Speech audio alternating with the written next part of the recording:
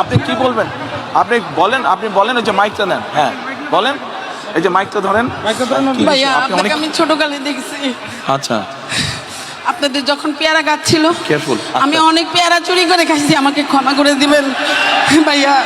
আচ্ছা, ওটা কোনো আমি বিষয় যখন না। ছোট ছিলাম, আমি এই জায়গার স্থানীয়, মিরপুরে আমার বাড়ি। আচ্ছা। আমি ভোটার। আচ্ছা। আমার এই জায়গার স্থানীয় ভাই। আচ্ছা। আমার ভাইয়াকেও চিনেন, পারভেজ পাটারি আমার ভাই, আপনার বন্ধু ছিল। এত বছর পরে হয়তো যোগাযোগ নাই ভাই। আমি দুঃখের সহিত আপনাকে বলতে চাই, আমরা অনেক অপেক্ষা করছি আপনাদের জন্য, কিন্তু আমি কখনো ফেজ হইনি। ভালোবাসছি খালেদা জিয়া।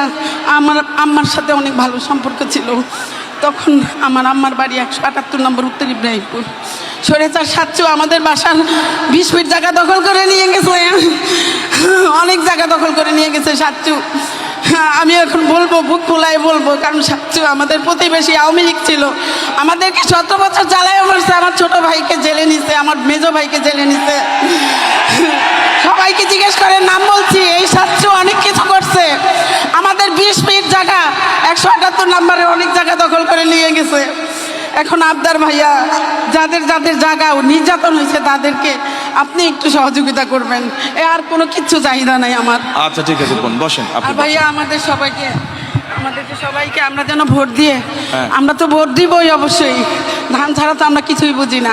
আমরা ভোট দিব আমাদের এই 15-16 আসনে, 17 আসনের সবাইকে আমাদেরকে একটু সুবিধা করে দিবেন, কারণ আমরা জনগণ অনেক ভুক্তভোগী। তাহলে আপনি যখন এখানে থাকেন, এখানকার তাহলে মূল সমস্যা কি? অন্যরা যা বলছে সেটাই মূল সমস্যা, পুনর্বাসন? হ্যাঁ। আচ্ছা ঠিক আছে, ঠিক আছে। আচ্ছা বলুন। ওকে।